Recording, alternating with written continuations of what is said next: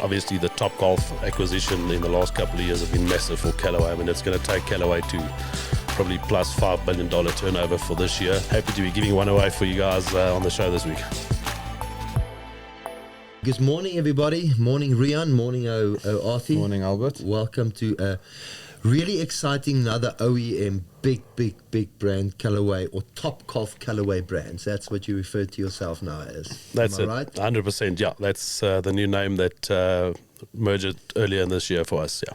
If you go to all the old school people in Pretoria, they go Callaway. Callaway. I mean, great start there. Callaway. Isn't it amazing how many people still says Callaway instead of Callaway? But we've got Riaan Spangenberg with us this morning. What an exciting episode for us, and what a privilege, because just to get everybody very excited. I mean, look at this bag here that we've got here this morning.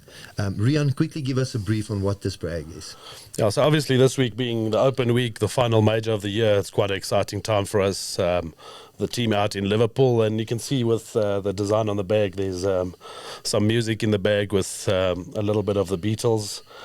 Some really funky colors, and I think we're just all excited for the final major of the year, which is, unfortunately, there's another 6 months till we get to watch the Masters. Yes. So it's always a bittersweet week for us to have the Open this early in the year, and then unfortunately the majors are done. But yeah, I think a great bag this week, and with being at Royal Liverpool, I think it'll get a few of the football fans excited. But Yes. All in all, I think it's a great bag, and happy to be giving one away for you guys on the show this week. Well, honestly, that's probably, and before we even get into it, I personally want to stop the giveaway and just take the bag for myself. Arthur, I don't know how you feel. Yeah, I know the bag's unreal, and that bag is just super high demand because there's only, I think, 8 or 10 in the country. Yeah, 10.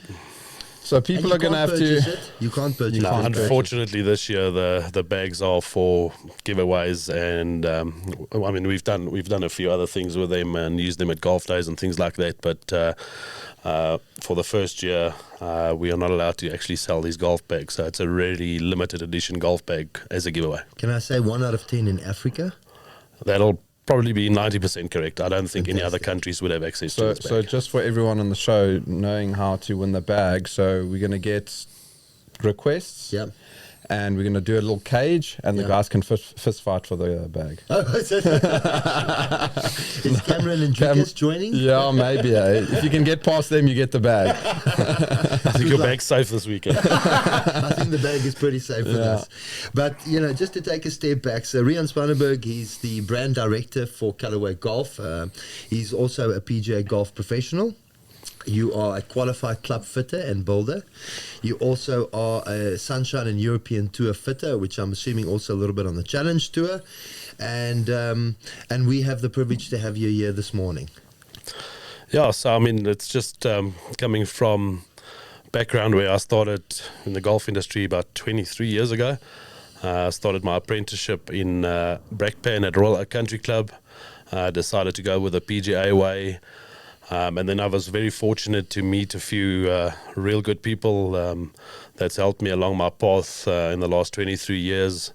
I got into custom fitting, which was quite a passion for me, which I didn't really ever understand as a youngster. But as soon as I started working with numbers and custom fitting, I mean, Arthur knows the custom fitting side of things is, unfortunately, I think once you get into that side of the golf business, you're never going to get out of it. And then I worked for a couple of golf brands along the way. And then I started with Callaway Golf in 2017.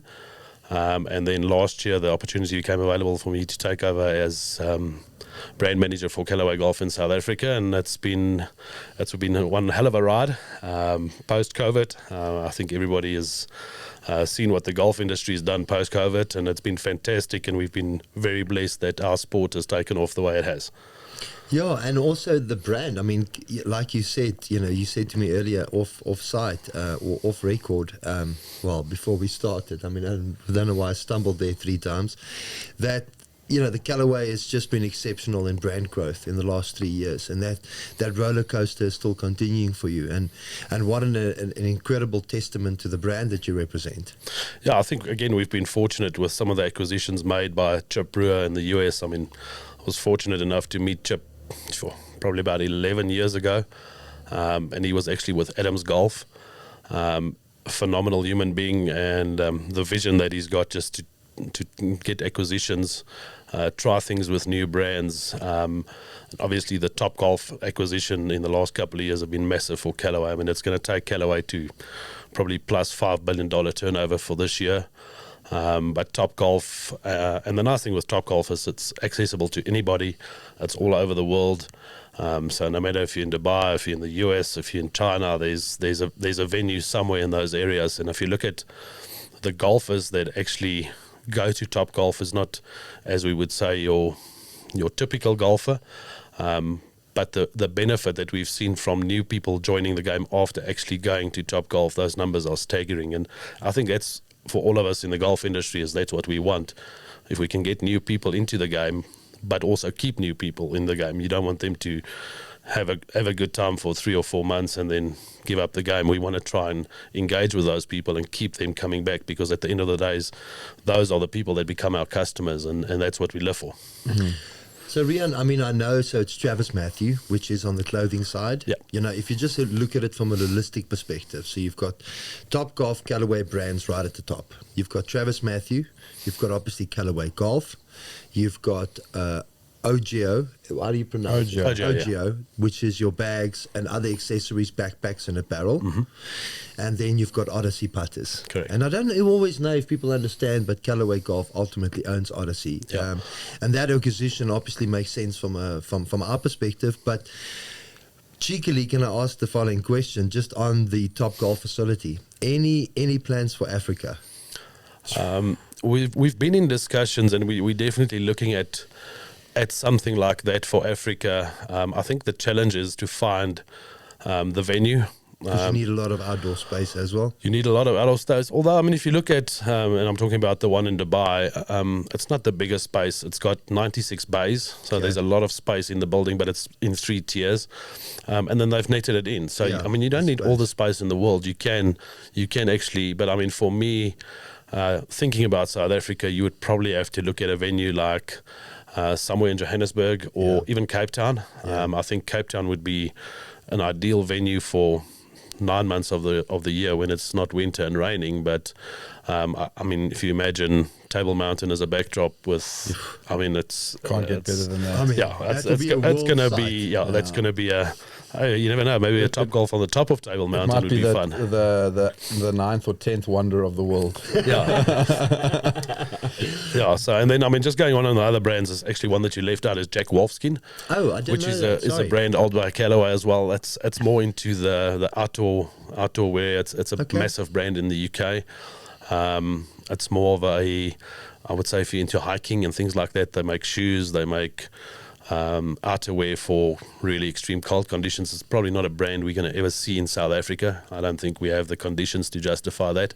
But then getting back on Travis Matthew, we are going to be launching Travis Matthew in South Africa with a little bit of luck September, October this year. Okay. And we will really do our best with that brand. And it's also, if you look at that brand with the way they do in the US, it's grown so massively because it's a lifestyle brand, but it's also a golf brand. So you could actually play golf in the shirt, and as everybody at the office always jokes with me, is you can go and have a braai afterwards in the same shirt and nobody would know.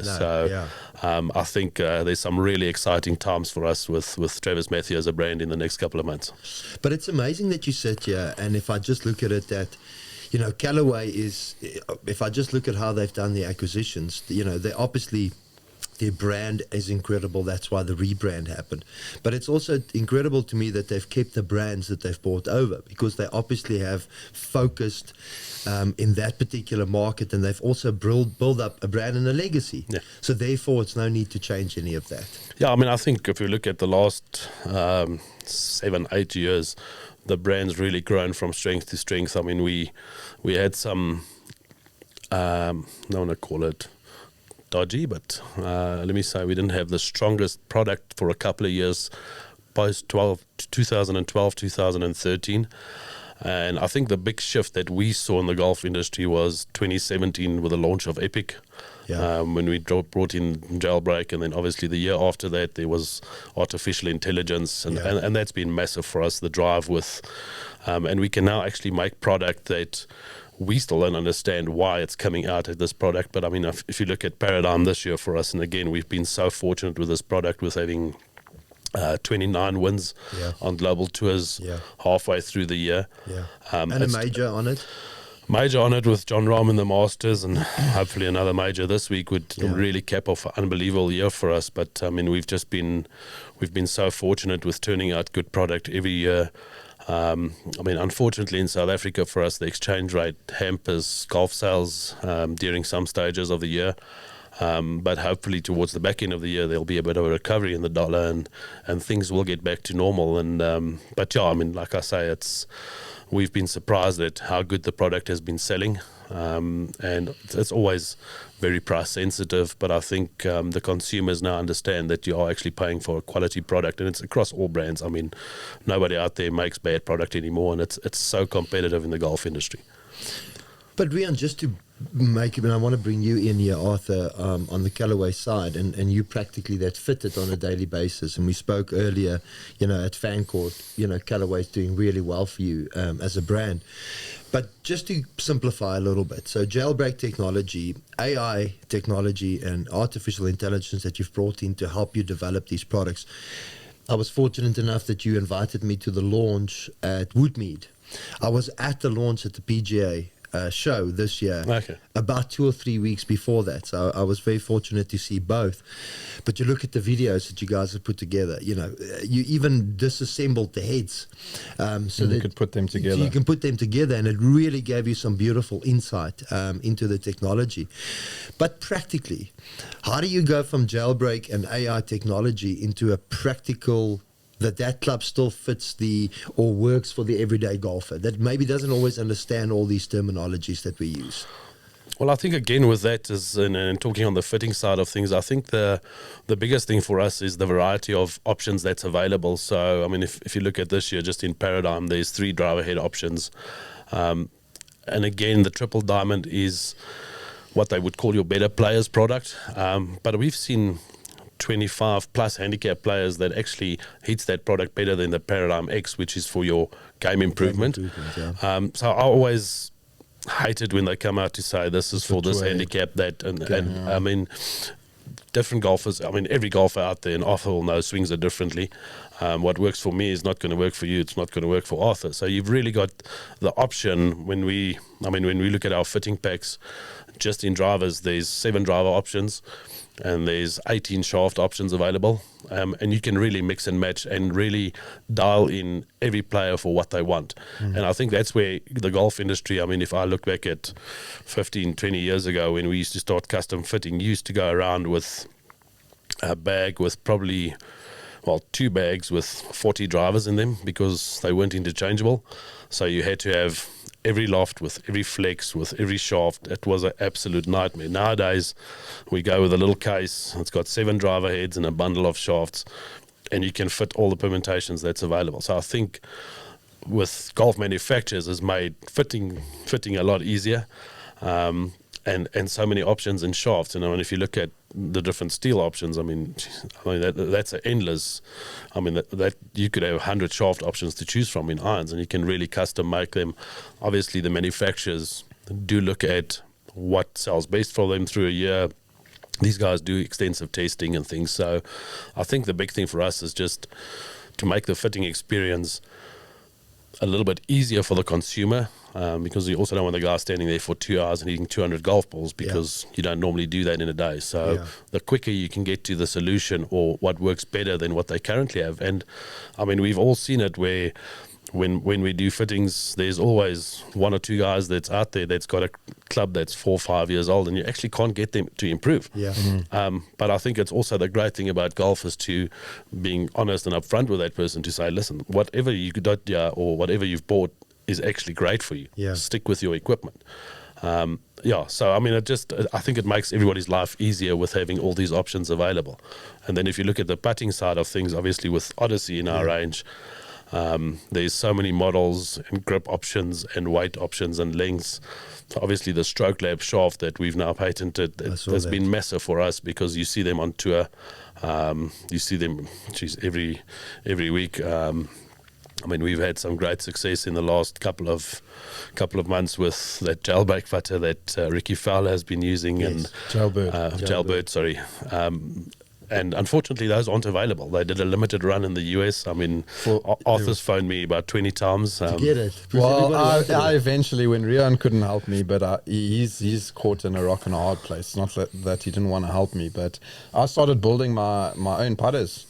You know, pulling it apart, and rebuilding it. Obviously, not necessarily just the jailbirds, but any other mallet putter would work, and was great for putter sales after what he did, which is awesome.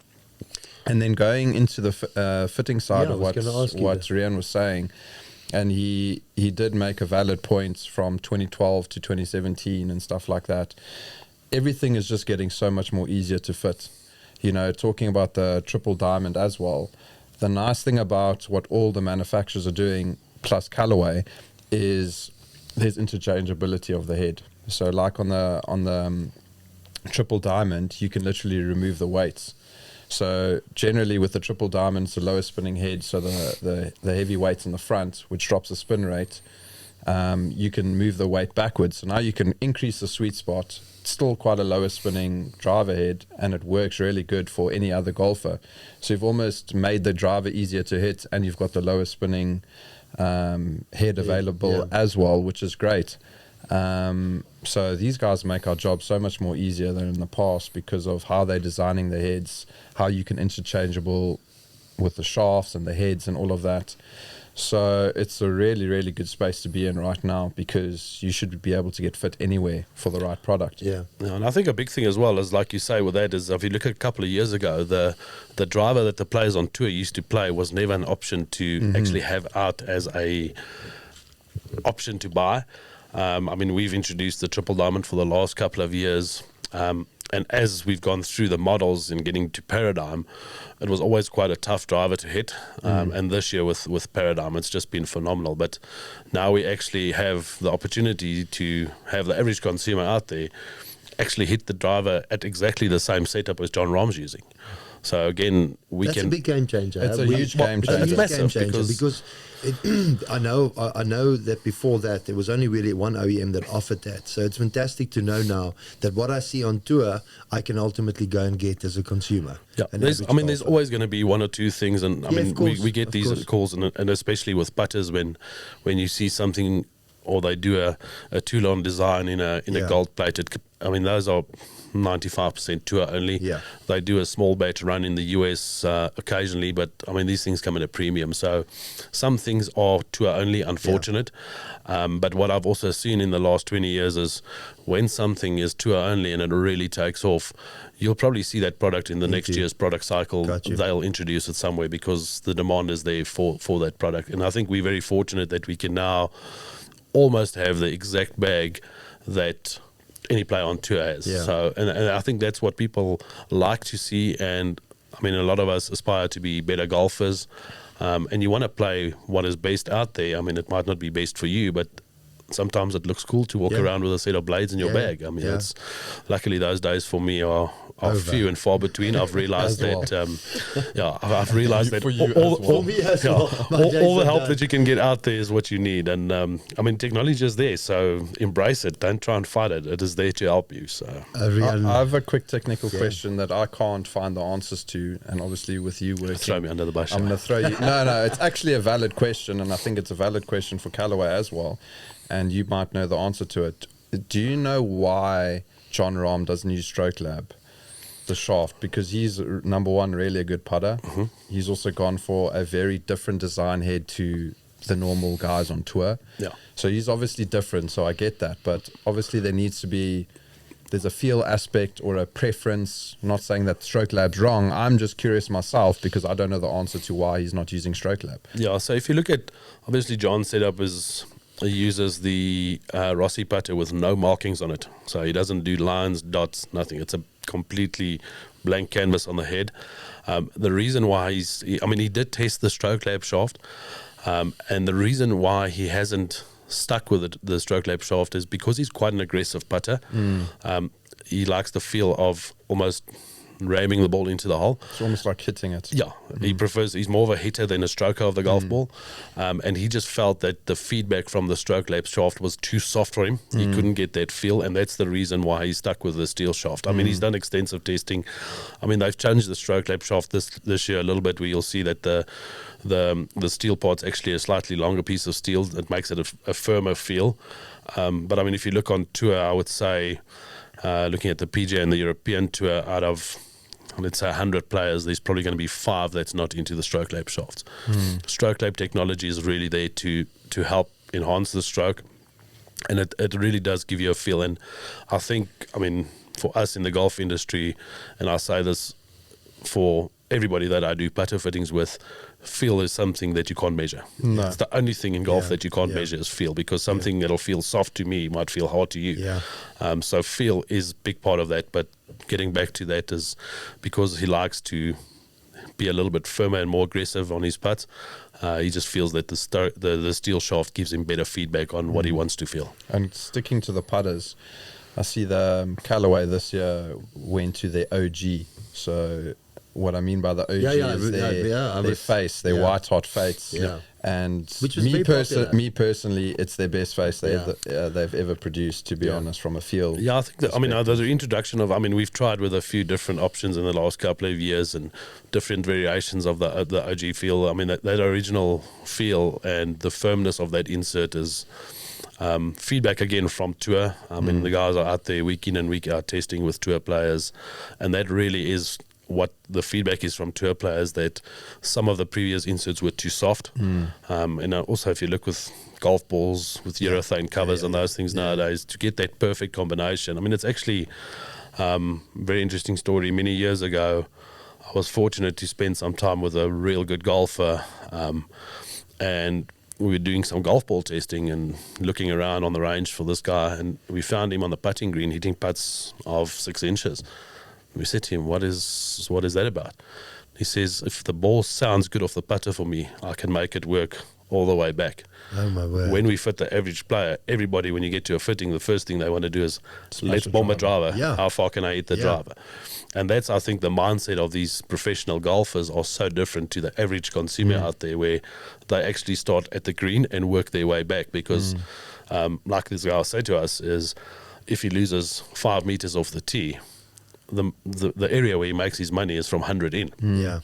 And that's where the golf ball fitting is such an important side of things, because there's no perfect golf ball out there. I think everybody believes we make perfect golf balls, but you are going to sacrifice something somewhere in the game. So if you like a softer feel and more spin around the greens, you might lose a few meters at the back end of the driver.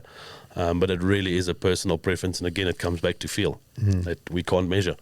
Riaan, it's amazing that you say that, because we've spoken about that. It's a mind shift, and especially that people think the driver is the first thing. And I'm quoting John Rahm now, where he said, in the old days, it was about getting better feel on the irons, and nowadays he has better feel on the driver, meaning that it's more forgiving on the driver than it is even on irons. And is that a shift that you guys specifically work towards? Well, that's, I mean, I think every year we try and bring out a product that's going to be better than the previous year product. I think the years of manufacturers, and it's not just Callaway, I think it's across the board, is the manufacturers are reluctant to bring out a product if it doesn't improve on the previous product. So for us this year, obviously with the 360 carbon chassis and the driver, the softness of the face, and we've had that where a lot of players, the feedback that we get is when they hit a shot, and I mean, these guys are so good that immediately when they make impact, they know if it's a good or a bad shot. But a lot of times the guys say it feels like it's a bad shot, and when they look up, it's still in their window. And that's what we do when we fit these tour players, is they've got a window where they want to see the golf ball in. As long as you can give them a driver that gets into that position when they look up and it feels like they've missed it and it's still in the window, you're 90% there. And I mean, this year has been the easiest transition for us, for players going in from Rogue last year into Paradigm. Previous years, we do struggle for the first couple of months because guys are so used to their driver after a season. But this year, the transition for us was real easy. I mean, we did some at at the Stein City event earlier in the year, and it's in Francis, where the guys literally walked up to the range. We showed them the new head, pulled the old shaft from the old head, the current shaft in, new head, and the guys were gaming in that same week. Yeah. So that for us is just saying that if the guys are that confident in the product is better, to change in this the week of an event is phenomenal for us. Even from my side, at TrueFit, the Paradigm is such a reliable and easy sale because it works, you know. And it's, for me, it's important to make sure a customer gets the right driver. Yeah. And that transition from last year's driver to this year's driver has just been huge. Yeah. Like, it's such a good driver. And Callaway, I promise you, is not paying me to say this. Yeah. It's literally, for me, my customers are important and they need to have the right product at the end of the day. And it's been such a good shift in the driver department that it's just unbelievable. It's really, really a good driver. And I've had many discussions with Riaan in the past, and, you know, some drivers just don't work for some customers. Like, I can go into other brands like a TaylorMade as well, and sometimes they don't get it right because it's either too low spinning for the average golfer, and we don't need to go into too much detail with that, but the Paradigm is really, really good, just from a design setup and what you call it, an all-round driver. Yeah. But it's so sometimes what we see in OEMs and clubs, and I think that we speak about it often, is the marketing buzz sometimes doesn't deliver on the actual driver. Exactly. I mean, and what I feel with Callaway this year, and especially with the Paradigm launch, the hype translated into a good club. Oh, definitely. Because No we've seen before, it's marketing. It feels like they focus more on the marketing aspect of it, of the actual driver, that you have to hype it more because you almost have to force people to go and change it. And also, every now and again, a OEM brings something through that forces you to upgrade. And I feel that this year was that year for Callaway. It was just so good. The hype matched the equipment. 100%. And I mean, listen, everyone's got businesses to run and stuff like that and strategy, but like the Paradigm, just even with the new irons, I mean, with their forged plating, from a field perspective, it's really, really good. And I think Callaway is trending in the right direction. They've always trended on the up. Yeah. I think, again, as like you say, as post 2012, 2013, we've really seen, I mean, our R&D team in the US have been phenomenal with turning out unbelievable product. And it's, again, I mean, and then that's another thing that comes up a lot in conversations with people saying, but why do you change models every year? And maybe it's a great time to explain that in 2 seconds if I can. But so Callaway runs with two families of product. It's normally the Apex family, which is our better players forged type of product, and then the following year, which is Paradigm for this year. But the cycle is actually a 2-year cycle. But what we do is we don't run them concurrently next to each other. We actually space them. So there is a new product every year, but it's a different family of products. So as much as we want everybody to buy a new driver every year, we also understand that that's not always possible. But so whatever driver will be launched in February next year will basically be a replacement of the Rogue that is currently still in a second-year life cycle, and then Paradigm's replacement will only be in 2025. So just for the consumers to understand that it is actually a 2-year cycle. I know it feels like there's a new driver. Well, it doesn't feel like it. There is a new driver every year, but it is just the way that we run the families in the Callaway range of product. And also on the Apex range, you guys run a full 2-year cycle. Well, Apex this year is actually going to be 2 years and 6 months because we were supposed to have a launch in February this year with Apex, and I think with Paradigm just being so phenomenal, they've actually pushed that back, and we are 2 months away from Apex launch, which is quite exciting. I mean, I'm sure everybody's seen some pictures on social media and those things of the new irons. They do look phenomenal. And I think for the better players and the forged type of golfer out there that likes the forged irons, the new Apex range is going to be something to look forward to for us towards the back end of this year. You know, Riaan, I know that we speak in an interview style, and like I said to Riaan, nowhere you'll go online right now and you will find the Callaway story. You know, Riaan has one interview in the lockdown period, but they don't really dive into any of that. But here, when you are playing with the Callaway Club, I mean, it's just amazing that if you're a big fan of it, it's a really good time to listen to Riaan here on this, and especially Arthur from a fitting perspective. Well, just so you know, Riaan, I probably can't outspeak Riaan on the fitting and building perspective because he's got many years. I'll give him a run for his money because he's getting old now. That's not nice of you. What a guy. You know, he's speaking from a Callaway, you're speaking from an independent. No, but I'm just giving him some now on the show because I can. And I might as well just mention that at the moment on your fan court site at the moment, you were saying about 80% of your sales there is Callaway. Yeah, it is. I mean, the product is really good. But it just shows you that everything we're saying here has got credibility to it. Riaan, I just want to ask you a few questions, if you don't mind. I think, firstly, people don't realize you sponsor Christian Besadenhout, Dylan Fratelli, Brandon Grace, Eric van Rooyen, and Sean Norris. Yeah, we've had Sean Norris and Eric van Rooyen and Dylan Fratelli on the show. So shout out to Brandon. Please shout out to Brandon. Brandon, you need to come and say there.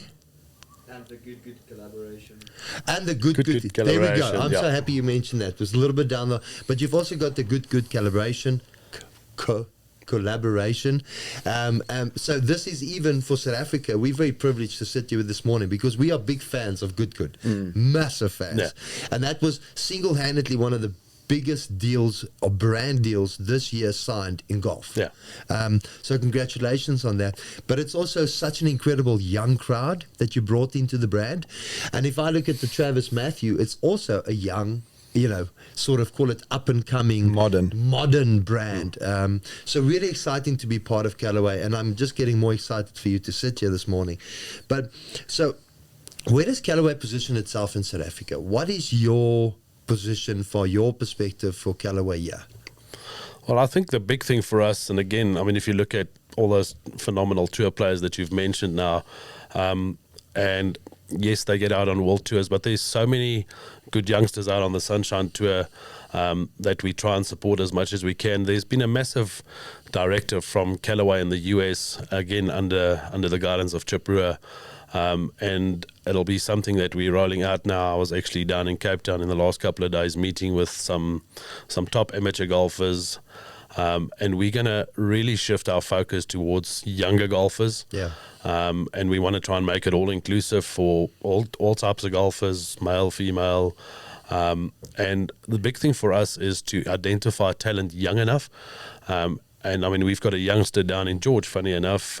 His father's an ex-tour player, Warren Groenewald. His youngster, Jordan, is a 13-year-old kid. He's on his way to the US to the Futures Championships in San Diego.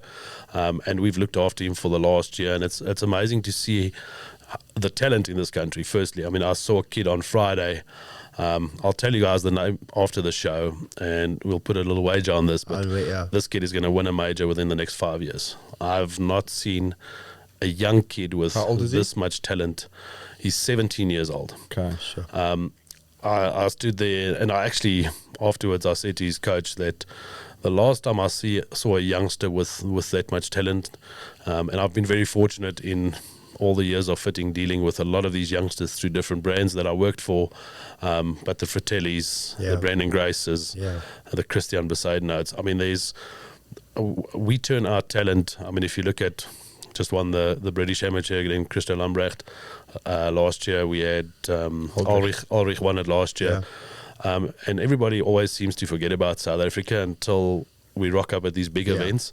And these amateur players, I mean, if you look at how many youngsters in South Africa are heading over to the US in the next couple of years. The last 4, 5, 6 months. It is frightening to see all these good golfers that we're producing week in and week. And I mean, you look at these scores. I mean, there's another youngster down from Cape Town, Jack Buchanan, that made 7 under last week at St. Francis, or 5 under and won by 7 shots. Conditions was horrendous. I mean, look at Daniel Bennett. Sorry to interrupt. I mean, at Peakenwood, who was 34 under. Yeah, I mean, it was ridiculous. It was ridiculous. Yeah. But I mean, there's so many good youngsters. I mean, you look at Christian Maas, that's in the US now. I mean, he's also going to be. Mark my words. He's he's fit. Me personally, like I fitted him when he was a kid, and he's also one of those look out for me type of people, because I know he hasn't, like, he's played the British Am 2 years in a row, didn't really do anything, but I promise you, he's figuring it out very quickly, and he's incredible. Now that we've got, and again, for us, obviously, is if we can somehow get involved and support these youngsters from a young age, and that's where things are excited for me, because we've always helped tour players where we can on the Sunshine Tour, and players that's coming through the ranks. But you know, I actually have a directive to actually go out and actively look for junior golfers. I think golf in South Africa is in such a good place, and I mean, the guys at Golf RSA is doing unbelievable. I actually had a chat to the guys in the US last week, and they saw the team when they were over at the British Amateur, and they said it was such a compliment for South Africa on how good the South African team firstly looked when they arrived, how well they were prepared. I mean, they've got the physios, they've got the swing coaches, Gavin they've got Groves was with them. Gavin. I mean, Gavin's doing a phenomenal job. I mean, everybody at Golf RSA that is bringing all these, and I think a big thank you, obviously, to Mr. Johan Rupert for having the initiative and seeing the talent. I mean, he comes back from the days when Ernie was a youngster, Retief. I mean, Louis. I mean, I suppose Louis is still a youngster, but they're not as young as we'd like them to be.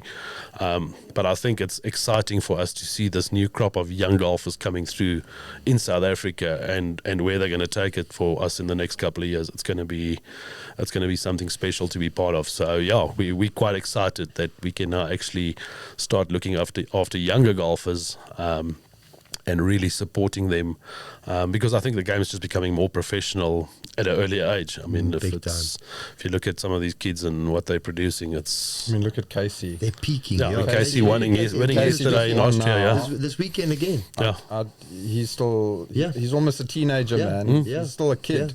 And he's doing great things, and with respect. I mean, he's unbelievable. Well, I mean, if again you look through this year on the Challenge Tour, and it's again where the Sunshine Tour has done an unbelievable job, is having the merger with the Challenge Tour to have those co-sailing events. We're probably going to end up having 5 or 6 Sunshine Tour players that'll get their cards through the Challenge Tour this year, because they've won one a year. Yeah, I mean, it used to be 1 or 2 events a year. Now there's 6 events in South Africa, but when the events are finished and the guys play well in South Africa, now they get into events in Europe, and the guys can almost have a full season. And it's great for the last 2 months when the Sunshine Tour goes on the winter break for those guys. I mean, again, Casey winning yesterday, it's phenomenal. I mean, he's unbelievable talent. I mean, it's again another youngster from the East Rand. So it's not all bad out on the East Rand, and people think it's a dodgy area. But I mean, we do produce some good golfers out on the East Rand. So, I mean, I'm just excited for golf in general in South Africa and where we're heading. I mean, saw yesterday, I think Nicole Garcia was 3rd in the ladies event. And I mean, she's played well in the team event. Cassandra Hall's been doing well. I mean, we're just producing unbelievable golfers. You know what's exciting for me? Sorry to interrupt. No, you're not interrupting. And if you had to go back, I need to work out my age, 20 years.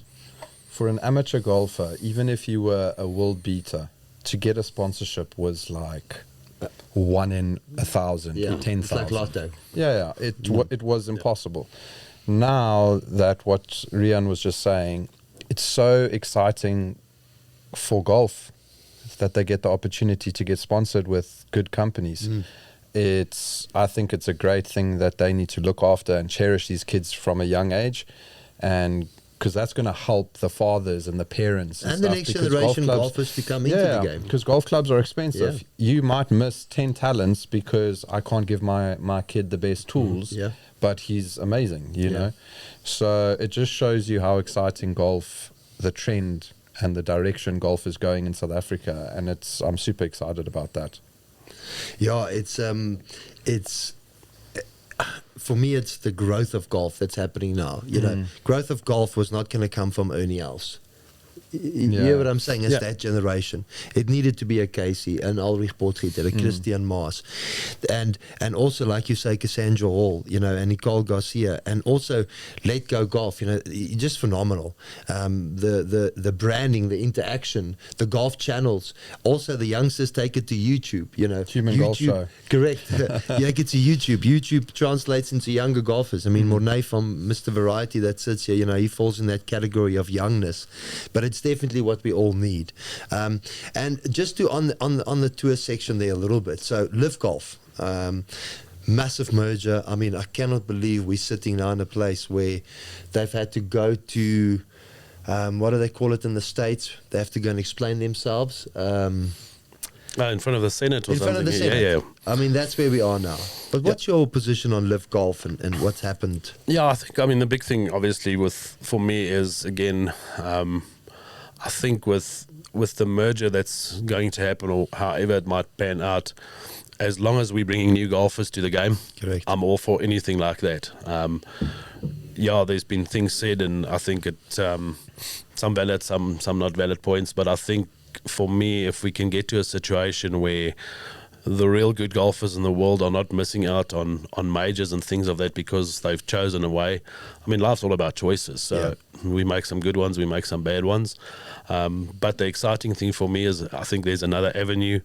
And hopefully it turns into a world tour. I know this has been in talks for the last 10, 15 years. Somebody was looking at doing a world tour. And I mean, imagine having 10 events in South Africa in a year where we can go and watch the top golfers in the world. I mean, why wouldn't we want to go and see a Dustin Johnson and a Phil Mickelson and all of them? Stingers. Yeah, all of them competing together. I mean, hypothetically, in a perfect world, a Live Tour event at Sun City, replacing the $1 million. $1 million got history and stuff like that, but a style or format. And you're watching Dustin Johnson and all those amazing golfers coming to South Africa. Perfect Especially the venue. team aspect. Perfect venue, perfect location.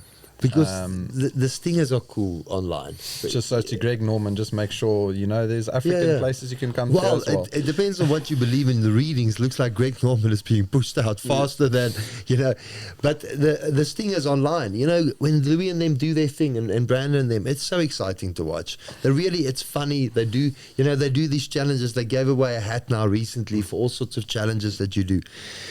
And it's just between all the teams, that's sort of the one to follow. Yeah, I mean, and the nice thing for us, with that big cap, it's some different stuff that we're not used to, and but it also breaks down, it breaks down that whole, call it stuck-up professional sense, and it just breaks it down to this is what you and your mates would do. Do a chipping round before the time, a competition.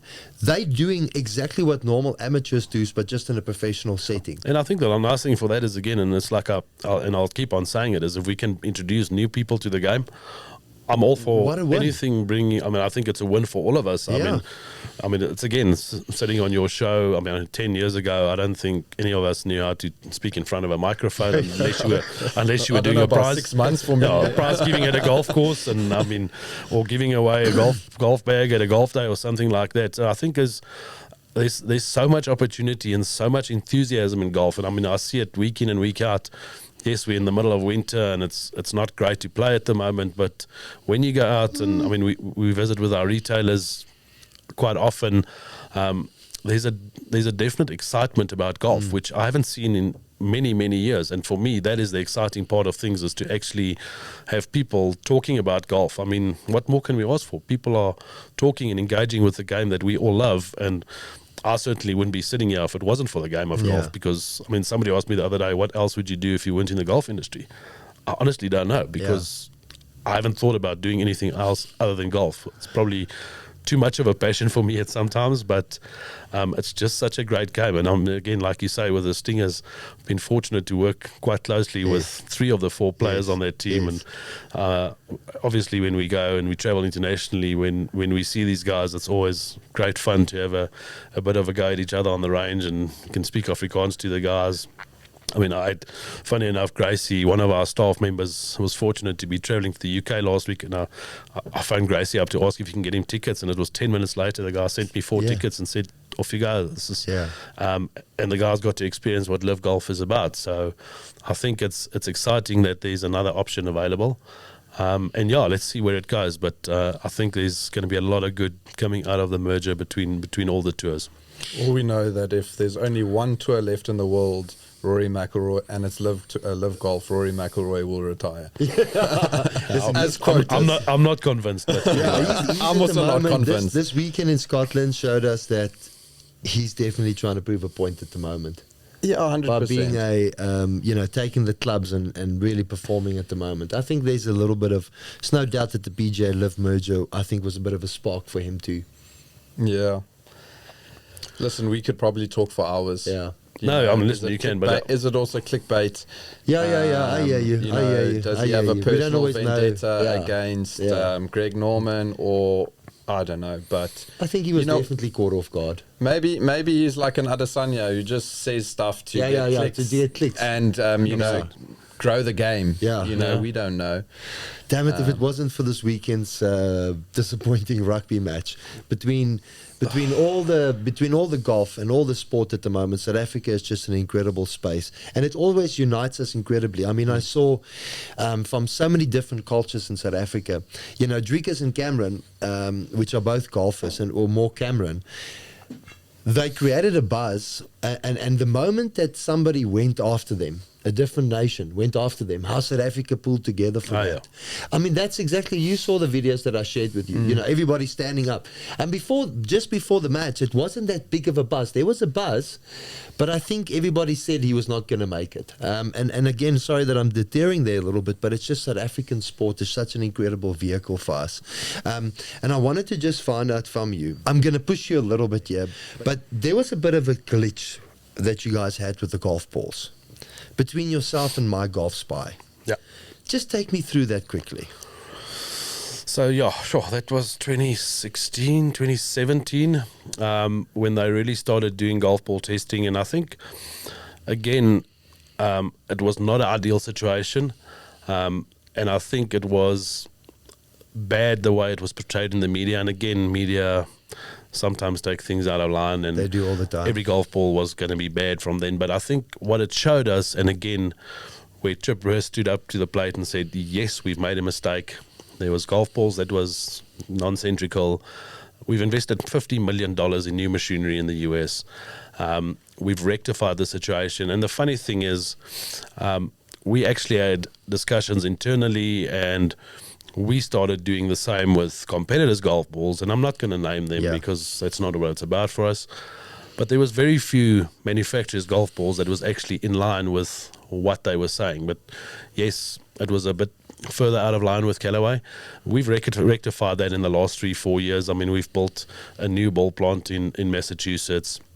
We've invested massive money, and if you actually look at how they test the golf balls now, and again, for me, the nice thing is, if you look at the performance of the players using the golf ball, I mean, Schauffele won the Olympics, John Rahm's won a couple of majors, we've had 29 odd wins this year. 95% of those players are playing the Callaway golf ball. The golf ball right now is the best golf ball that is made out on the market, and I don't say that because I work for Callaway. I understand what goes into making of a golf ball, and I think that almost like breaking point in the golf ball business was great for all the manufacturers, because I think everybody took note of what was happening, and you didn't want to be the next guy that golf ball got cut up in and it was out of line. So I think for the consumer it was a great thing. For us it wasn't a great time to go through that, and we fielded so many questions. But again, I think if you admit that there was a mistake, might have been 1 or 2 loopholes in the quality control process, we've rectified that, and sitting here today, I'm very happy to say that our golf balls are phenomenal. Just to interrupt on My Golf Spy, because I've got my view or perspective on my Golf Spy. Me too. So me too. Very good for the game of golf. Because but what they do is good. I'm not sure how independent they are. Correct. But when you test something, you need to test it in different ways. So, for example, I think it was a couple of months ago, what is the best high club head speed driver head? Okay. Now, at what club head speed are you testing it? Because I think they were testing it at 110 miles an hour. Now, where's the 120 and 130 that a lot of South Africans hit it at? Now you get South Africans viewing My Golf Spy, and I'm not gonna mention the brand, but it was a max head, so a high launch, high spinning. Now, when you add speed to a high launch, high spinning, what is it gonna do? Spin more. No. So the minute I saw that, I was like, I'm not even gonna watch or follow them anymore, because from my understanding, fitting golf clubs every day, unless you put a pole into that head, Yeah. like a broomstick, Yeah. then it might work. But yeah, I've got my my own thing. Yeah, I about think again my- that comes back to where I completely agree with you, by people the way. people choose what they look and what they actually take serious. I think with consumers getting so educated and having access to the internet and things, The reviews. I mean, I think a lot of people look at those things, but people also understand when you're looking at, if you compare apples with apples, it's a different story. But Yeah. when you're comparing apples with pears, Yeah. it doesn't always match up so nicely. So, I 100%. mean, it's, again, as they've got a great following around the world, and a lot of people do take them serious. But again, I think that's where you and me as the fitter makes the difference when you actually explain to the consumer and you can actually show them the data on a TrackMan or a quad or whatever you use to fit with. The average consumer out there is a lot smarter than these companies would like to think people are. 100%. So yeah, I think it's great to have that, because as much as we got called out on a bad golf ball, it was probably time for us to upgrade, and we moved forward from there, and we don't ever want that to happen again. So I think that was the point for me, Riaan, is that one, the response that you guys gave in building the facility and saying, okay, how do we do this going forward? But I think that was just a highlight on you. I think that was across the board, actually. The other part of it is the response that you guys give, the backup that you then do, but also when it comes to practicality, and I wanted to make a point of that, we mustn't always read into the things we see online. 100%. Because people don't understand the financial monetary back end in the back, who they get sponsored by. You see it in launch monitors as well. Everybody, all the professionals are a particular launch monitor, but there's sponsorships in place. There's agreements in the back end. And for me, it comes down to go and get fitted, go and feel the ball, go and fit it. And most importantly, any big brand in this whole entire earth has always had a moment that they had to step up to the plate, and that goes across the board. So well done on doing that. I'll tell you something for free.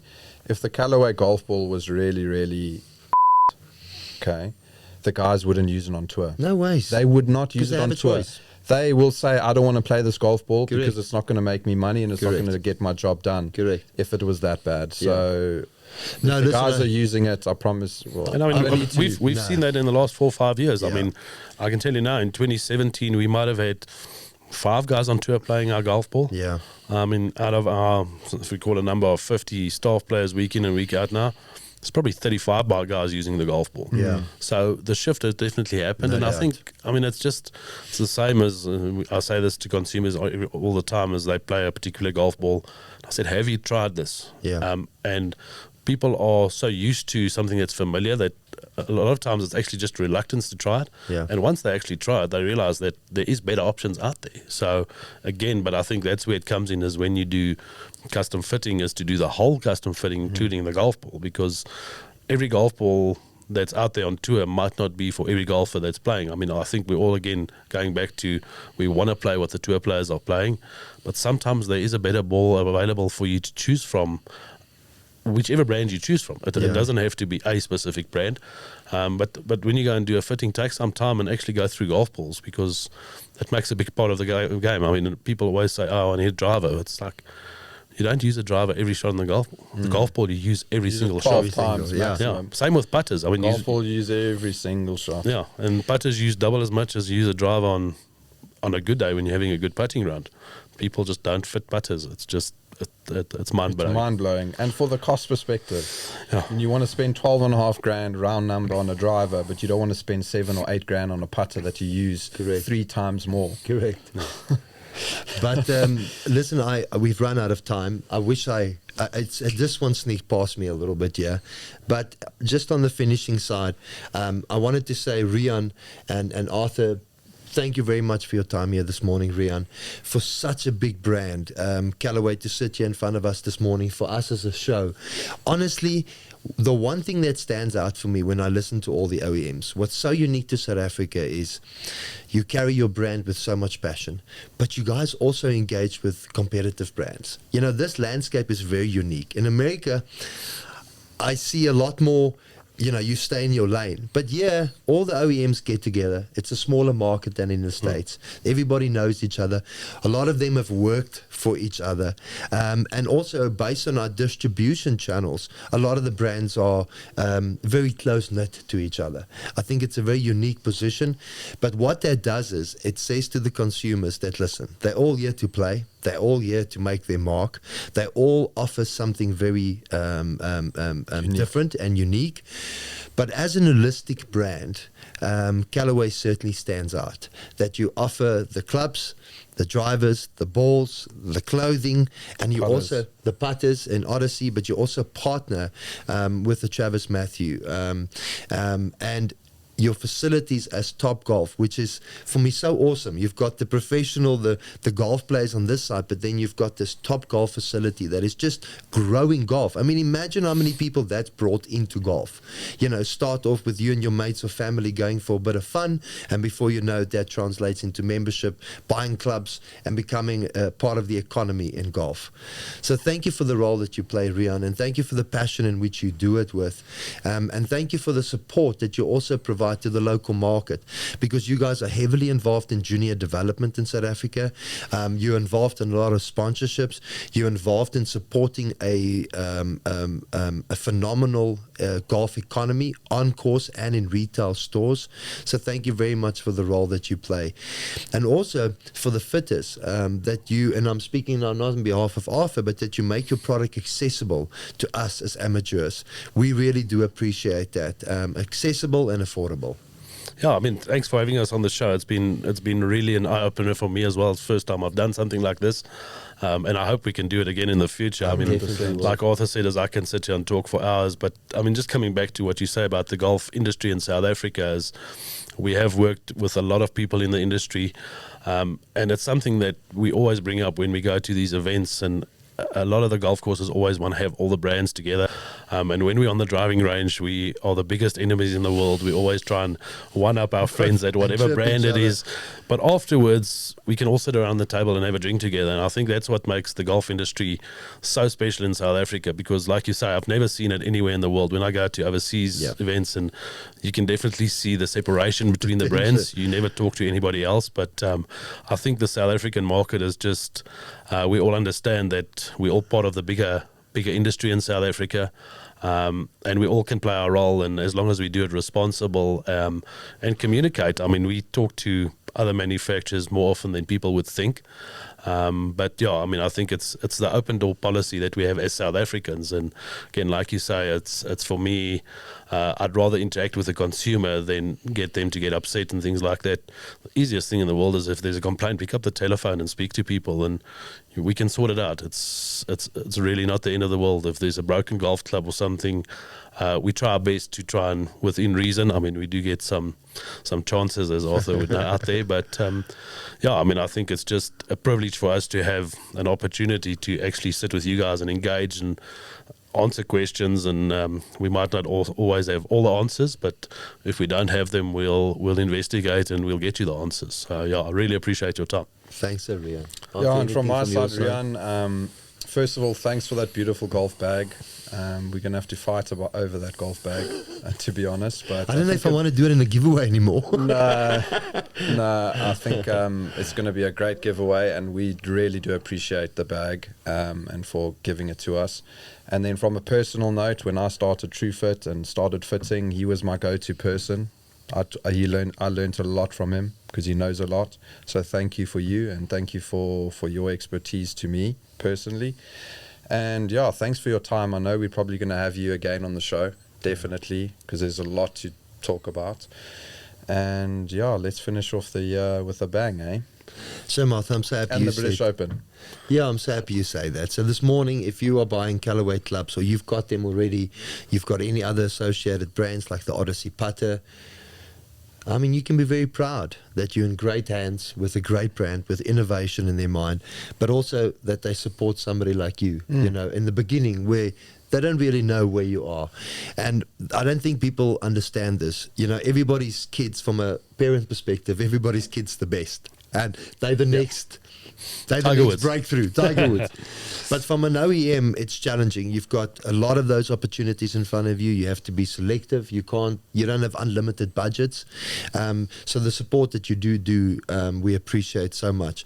And Riaan, I just want to reiterate lastly what Arthur said there about this bag. We're a very small show. We really are passionate about what we do here, and we're very exciting about the future. So thank you for everybody that's liking and subscribing to this and the engagement. In the last 2 months, it feels like the show is just stepping up to a different place in its time. So thank you very much.